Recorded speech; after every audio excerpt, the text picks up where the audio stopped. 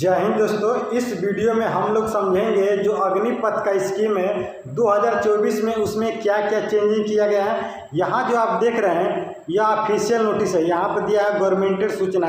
यह जो है ऑफिशियल नोटिस है, इसमें क्या क्या चेंजिंग किया गया है एक एक पॉइंट को हम लोग समझेंगे। यहाँ पर देखिए दिया है रिलांचड अग्निपथ, यानी कि जो अग्निपथ का शुभारंभ है वह किस प्रकार किया गया है इस वीडियो में हम लोग समझेंगे। एक एक पॉइंट को हम लोग समझेंगे। पहला इसका नोटिस पढ़ते हैं तो यहाँ पे दिया है कि 25% परमानेंट टू 60% परमानेंट, यानी कि जो 25% हैं वहाँ पर परमानेंट की बात कब की गई थी, तो जब स्टार्टिंग में जब अग्निवीर आई थी तो उस समय बोला गया था कि 25% को परमानेंट रखा जाएगा। लेकिन जैसे ही 2024 में चेंजिंग किया गया है तो यहाँ पर यह बोला गया है कि जो है अब जो है 60% को परमानेंट रखा जाएगा, यानी कि 60% जो है परमानेंट कर दिए जाएंगे। यानी कि जितने भर्ती होंगे, जैसे मान लीजिए कि 50,000 भर्ती होते हैं तो 50,000 में जो है 60% को क्या किया जाएगा, परमानेंट रखा जाएगा। लेकिन किसको परमानेंट रखा जाएगा, तो देखिए जीडी और ट्रेडमैन वाले को 60% परमानेंट रखा जाएगा।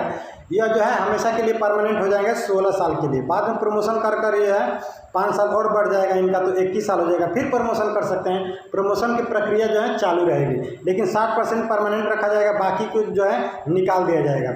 लेकिन कितने परसेंट निकाले जाएंगे, 40% निकाल दिए जाएंगे। तो कौन से ट्रेड वाले निकाले जाएंगे, तो ट्रेडमैन और जीडी वाले, ट्रेडमैन और जीडी वाले को निकाल दिया जाएगा। कितने परसेंट, तो 40% जो है निकाल दिया जाएगा, 60% को परमानेंट किया जाएगा। लेकिन बात करते हैं यहाँ पर नर्सिंग की, तो नर्सिंग की यहाँ पर बात नहीं की गई है। लेकिन एक पॉइंट और समझिएगा यहाँ पर ध्यान से, देखिए नेक्स्ट समझते हैं। यहाँ पर यह दिया है कि जो टेक्निकल पोस्ट है, यहाँ पर समझिएगा, देखिए यहाँ पे दिया है कि जो टेक्निकल पोस्ट है उसको परमानेंट रखा जाएगा। यहाँ पर ध्यान से समझिएगा, देखिए दिया है कि जो टेक्निकल पोस्ट है उसको परमानेंट कर दिया जाएगा। यानी कि जब आप अग्निवीर में जाएंगे किसी भी टेक्निकल पोस्ट पे, वो पोस्ट जो है एयरफोर्स का भी हो सकता है, नेवी का भी हो सकता है और आर्मी का भी हो सकता है। यह तीनों टेक्निकल पोस्ट के अंतर्गत आप जाते हैं, यानी तीनों टेक्निकल पोस्ट में जाते हैं तो आपको परमानेंट रखा जाएगा। वहाँ पर आपको जो है निकाला नहीं जाएगा। आपको 16 साल जो है डिफेंस की नौकरी होती है 16 साल मिलेगी। बाद में जो है प्रमोशन की प्रक्रिया चालू रहेगी, आप प्रमोशन कर अपना ड्यूटी जो है बढ़ा सकते हैं, कोई दिक्कत नहीं है। नेक्स्ट बात करते हैं यहाँ पर और समझते हैं। देखिए यहाँ पर अगला दिया है कि 4 ईयर ड्यूटी टू 7 ईयर। पहले जो है 4 साल की नौकरी थी। आप सबको पता है कि पहले जो है इसकी नौकरी जो है 4 साल की थी। जैसे में या जो अग्निवीर आया था तो उस समय बताया गया था कि नौकरी जो है सिर्फ 4 साल के लिए है। लेकिन अब जो है इसको 7 ईयर कर दिया गया, यानी कि अब जो है 7 साल के लिए कर दिया गया है। लेकिन एक पॉइंट और समझते हैं, पहले 4 साल की थी, अब जो है 7 साल की हो गई है। नेक्स्ट समझते हैं इसी में। यहाँ पे देखिएगा एक एक पॉइंट को हम आपको समझाएंगे। यहाँ पर नेक्स्ट समझते हैं। नेक्स्ट दिया है कि आफ्टर डेथ फैमिली पेंशन, यदि किसी कारणवश आपकी मृत्यु हो जाती है तो आपकी फैमिली को जो है पेंशन की प्रक्रिया जारी रहेगी। यानी कि मान लीजिए आपकी जो है किसी कारणवश मृत्यु हो जाती है तो आपकी फैमिली की जो है पेंशन जो है गवर्नमेंट देगी। फैमिली में किसकी, तो वाइफ की। ऐसा नहीं है कि माता पिता को पेंशन नहीं देता है, यानी जो गवर्नमेंट है, यदि आप नौकरी करते हैं तो आपको आपकी जो है माता पिता को पेंशन नहीं मिलेगा। आपकी माता पिता को क्या मिलेगा, तो एक धनराशि मिलती है। जैसे में आप सबको पता है, मान लीजिए आपकी जो है आप अनमैरिड है, आपकी किसी कारणवश डेथ हो गई उसमें, तो आपकी जो है मान लीजिए कि आपकी तो कोई फैमिली है नहीं, तो किसको धनराशि मिलेगी, तो आपके माता पिता को वह धनराशि प्रदान की जाएगी गवर्नमेंट द्वारा। चाहे 2 लाख मिले, 10 लाख मिले, 50 लाख मिले, वो आपके माता पिता को मिलती हैं, लेकिन वह एक धनराशि मिलती है। लेकिन वहीं पर आप शादीशुदा हैं यानी मैरिड हैं तो आपकी फैमिली को जो है वहाँ पे जो है राशि प्रदान की जाएगी, लेकिन वो पेंशन के रूप में मिलेगा, जैसे मंथली मिलेगा। लेकिन आपकी शादी नहीं हुई है तो आपके माता पिता को मिलेगा तो वह एक धनराशि मिलेगा, एक ही बार इकट्ठा दे दिया जाएगा, चाहे 20 लाख 50 लाख जो भी हो। लेकिन यदि आपकी शादी हुई है और आपकी फैमिली है तो आपकी फैमिली को पर मंथ जो है पेंशन जारी रहेगा, चाहे जो भी मिले, 20,000 मिले, 25,000 मिले, लेकिन आपकी फैमिली को हमेशा के लिए पेंशन मिलेगा जब तक वह जीवित रहे। नेक्स्ट समझते हैं। ट्रेनिंग पीरियड जो है 24 टू 42 वीक्स, यानी कि यहाँ पर यह बात किया गया है कि पहले जो इसकी ट्रेनिंग सेंटर थी वह थी आपकी जो है 24 वीक, यानी कि 24 सप्ताह पहले ट्रेनिंग चलती थी, लेकिन अब कितनी चलेगी तो 42 वीक्स, यानी कि 42 सप्ताह जो है आपकी ट्रेनिंग चलेगी इस बार 2024 के बाद। यानी कि पहले जो ट्रेनिंग थी 24 सप्ताह की थी और अब जो है 42 सप्ताह की हो गई है। नेक्स्ट समझते हैं, अगला समझते हैं। यहाँ पे दिया है कि सैलरी इंक्रीज, यानी जो सैलरी है आपकी इंक्रीज होती रहेगी। जैसे मान लीजिए पहली मंथ जो है आपकी सैलरी कितनी मिल गई 30,000 मिल गई, यानी कि पहली मंथ जो है आपकी सैलरी कितनी मिल गई 30,000 मिल गई। अगली मंथ जो है 32,000 भी हो सकती हैं, फिर 35,000 भी हो सकती है, यानी कि सैलरी जो है आपकी इंक्रीज होती रहेगी। ऐसा नहीं है कि फिक्स नहीं रहेगा, आपकी सैलरी जो है पर मंथ जो है इंक्रीज होती रहेगी। अब नेक्स्ट समझते हैं, यहीं पर देखिए यहीं पर बात किया है कि पोस्ट जो है वो भी इंक्रीज होती रहेगी। मान लीजिए यह जो है पोस्ट है आपकी इंक्रीज होती रहेगी। अब कैसे तो समझिएगा, देखिए जैसे मान लीजिए आप ट्रेडमैन की पोस्ट पर भर्ती हो गए, आप जो हैं ट्रेडमैन की पोस्ट पर भर्ती हो गए तो आप जीडी में भी जा सकते हैं, आप एग्ज़ाम देकर, या फिर जो आपके अंदर जो टैलेंट है उसके अंतर्गत आप जीडी में भी जा सकते हैं, क्लर्क में भी जा सकते हैं, या फिर टेक्निकल में भी जा सकते हैं। लेकिन आपके पास क्या योग्यता है और क्या आप उस कैपेसिटी को पार कर जाएंगे जो टेक्निकल पोस्ट पे जाने लायक हैं, या फिर जीडी में या फिर क्लर्क में। तो यह जो है आपकी पोस्ट की बात की है, तो पोस्ट जो है आपकी इंक्रीज होती रहेगी। अब नेक्स्ट समझते हैं, यहीं पे बात किया है, देखिए यहाँ पे दिया है 45 डे हॉलीडे, यानी कि आपको बता दें कि 45 दिन जो है आपको जो है छुट्टियाँ मिलेगी, हॉलीडे जो है 45 दिन मिलेगी। लेकिन यहाँ पर यह समझते हैं कि यह 45 दिन कितने साल के लिए है, तो मैं आपको बता दूँ कि यह 365 दिन में, 365 दिन, यानी कि 1 ईयर में जो आपकी छुट्टी मिलेगी वह मिलेगी 45 डे, यानी कि 45 दिन जो है आपकी जो है 1 साल में जो नौकरी रहेगी, यानी कि 1 साल तक जो आप नौकरी किए रहेंगे उसमें से आपको 45 दिन छुट्टियाँ मिलेगी। 45 दिन के बाद यदि मान लीजिए आपका किसी कारणवश आप 50 दिन हो गए या 60 दिन हो गए, आपके 1 ईयर में 60 दिन मान लीजिए छुट्टियाँ हो गई, तो उसमें से आपकी सैलरी जो है काट ली जाएगी। ऐसा होता है गवर्नमेंट में। यह जो है 45 डे जो है ना, यह गवर्नमेंट की है छुट्टियाँ। उसके बाद आप अपने किसी कारणवश यदि मान लीजिए कोई मेडिकल हो गया, ये सब दिखाएंगे वहाँ पे, तो जो छुट्टियाँ है ना उसको गवर्नमेंट माफ़ कर देती हैं, कोई दिक्कत नहीं होता है। नेक्स्ट समझते हैं, यहाँ पे दिया है कि fresh joiner not to call Agniveer, यानी कि यहाँ पर यह कहा गया है कि नए जुड़ने के लिए आपको अग्निवीर नहीं कहा जाएगा। जैसे आप नए भर्ती होते हैं तो आपको अग्निवीर नहीं कहा जाएगा, आप जिस पोस्ट पर जाएंगे आप सैनिक के रूप में रहेंगे।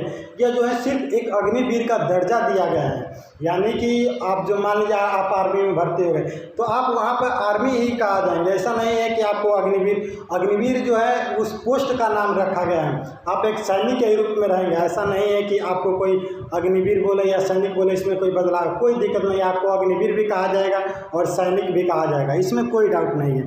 ऐसा नहीं है कि आपको सैनिक नहीं कहा जाएगा, सैनिक भी कहा जाएगा। यहाँ पर साफ तौर पर लिखा है कि fresh joiner not to called Agniveer, ऐसा नहीं है कि आपको सिर्फ अग्निवीर बोला जाएगा। ठीक है, पॉइंट को समझते चलिएगा एक। अब नेक्स्ट समझते हैं, यहाँ पे दिया है, देखिए दिया है कि अग्निपथ स्कीम चेंज टू सैनिक समान स्कीम। अब सैनिक समान स्कीम क्या है, यहाँ पर हम लिख कर आपको अच्छे से समझाएंगे, ध्यान से समझिएगा इसको।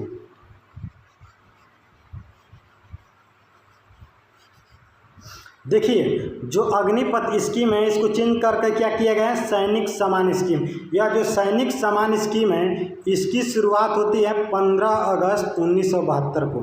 यहाँ पर जो है सैनिक समान स्कीम की जो शुरुआत होती है वह होती है 15 अगस्त 1972 को, 15 अगस्त 1972 को। लेकिन यह जो सैनिक समान स्कीम है इसको कौन प्रदान करता है, जिसको आप साफ तौर पर कह सकते हैं कि सैनिक समान निधि योजना, इसको कौन प्रदान करता है, तो केंद्र सरकार और राज्य सरकार। केंद्र प्लस राज्य सरकार का जो राजस्व विभाग है, राज्य सरकार का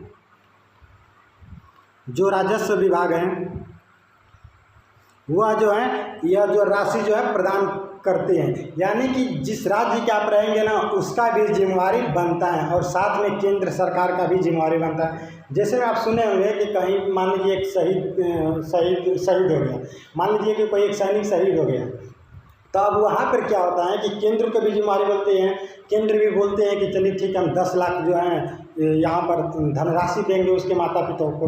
राज्य सरकार भी बोलते हैं कि हम अपनी तरफ से 5 लाख देंगे। ऐसा होता है, आप सुने होंगे कि केंद्र सरकार भी देती है और राज्य सरकार भी। यही जो है सैनिक सम्मान निधि योजना है, यह जो है सैनिक सम्मान स्कीम जिसको बोलते हैं। इसकी शुरुआत आपको बता दिए 15 अगस्त 1972 को हुई थी। यह जो है केंद्र और राजस्व विभाग द्वारा, यहाँ पर समझिएगा, यह केंद्र और राजस्व विभाग द्वारा मृत हुए शहीद को उनके परिवार को रहने के लिए पेंशन प्रदान करती है। आपको क्या समझ में आया कि यहाँ पर कोई सैनिक है, वह किसी कारणवश उस ड्यूटी में उसकी मृत्यु हो गई या शहीद हो गया, तो उनके परिवार को जो है एक रहने के लिए पेंशन की प्रदान की जाती है, यानी कि जो पेंशन जो है ना उनको प्रदान की जाती है रहने के लिए। जैसे मान लीजिए कि कोई सैनिक है वह शहीद हो गया, तो उनके परिवार को रहने के लिए पेंशन प्रदान की जाएगी, यानी कि उनकी जो फैमिली है उसको पेंशन दिया जाएगा रहने के लिए। तो यहाँ पर आपको समझ में आ गया अग्निपथ स्कीम जिसको क्या बोलते हैं, सैनिक सम्मान स्कीम। अब नेक्स्ट समझते हैं, यहाँ पे दिया है देखिए, अगला दिया है कि टोटल पैकेज जो है 41 लाख, यानी कि जो टोटल पैकेज है वह जो है 41 लाख रुपए का होगा। यानी कि आपका जो पैकेज है, पहले जो 4 साल की नौकरी थी ना तो उसमें 24 लाख की बात की गई थी, यानी कि 24 लाख जो है वहाँ पर जो है आपको जो है पैकेज मिलेगा, यानी कि 24 लाख जो है पैकेज की बात की गई थी जब अग्निवीर स्टार्टिंग में आई थी, जहाँ पे 4 साल की ड्यूटी की बात की गई थी। लेकिन अब जो है आपको 41 लाख जो है मिलेगा यहाँ पर पैकेज। अब नेक्स्ट समझते हैं इसी में, अगला है after 7 year granted job provide, यानी कि यहाँ पर यह कहा गया है कि 7 साल बाद जो है आपकी नौकरी जो है गारंटी है। यानी कि आपने जो है यहाँ पर समझिए, आपने जो है 7 साल तक, समझिएगा, आपने जो है 7 साल तक अग्निवीर में सही रूप से अपना जो है ड्यूटी दे दिए है, यानी कि किसी कारणवश आप रिजाइन नहीं दिए हैं, ड्यूटी पूरा किए हैं 7 साल, तो आपको नौकरी मिल जाएगी। अब नौकरी कैसे मिलेगी, तो कहीं मान लीजिए आपको सिक्योरिटी गार्ड में भी नौकरी मिल सकती है, सिक्योरिटी गार्ड में भी मिल सकते हैं, प्राइवेट सेक्टर में भी जो है आपको जॉब जो है मिल सकते हैं, यानी कि प्राइवेट में भी मिल सकते हैं, सिक्योरिटी गार्ड के रूप में भी मिल सकते हैं। लेकिन यहाँ पर यह बात किया गया है कि after 7 year granted job provide, यानी कि 7 साल बाद आपको नौकरी कहीं ना कहीं राज्य सरकार हो या केंद्र सरकार हो वह देगी, चाहे आपको जिस रूप में देगी। अब नेक्स्ट समझते हैं, यहाँ पर देखिए अगला यहाँ पे दिया है कि ऑल सेंट्रल वैकेंसी 50% रिलेक्शन, यानी कि यहाँ पर यह बात किया गया है कि जितनी जो है यहाँ पे दिया है कि ऑल सेंट्रल वैकेंसी, जितनी सेंट्रल की भर्ती आएगी, जितनी केंद्र सरकार की भर्ती आएगी उसमें जो है 15% रिलेक्शन दिया जाएगा, यानी कि 15% जो है छूट प्रदान किया जाएगा। ठीक है, यानी कि जितने मान लीजिए सीआरपीएफ का भर्ती आ गया, बीएसएफ का आ गया, आईटीबीपी का आ गया, एसएसबी का आ गया या फिर रेलवे का आ गया, तो उसमें आपको जो है 15% जो है छूट मिलेगी। एग्ज़ाम के तौर पर आपको 15% की छूट दी जाएगी।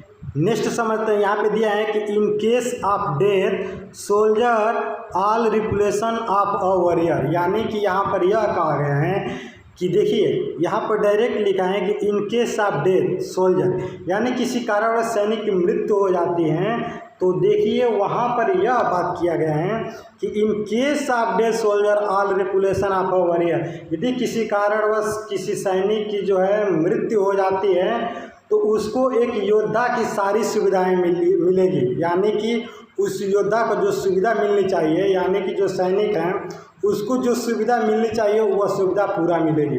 यानी कि यहाँ पे सुविधा की भी बात की गई है। ठीक है, ड्यूटी पीरियड में आपकी मृत्यु हो जाती है तो आपकी जो है सारी सुविधाएं वहाँ पर प्रदान की जाएगी। तो फ्रेंड्स आज के लिए सिर्फ इतना ही, फिर अगले नेक्स्ट वीडियो मिलते हैं, तब तक के लिए थैंक यू, जय हिंद, जय भारत।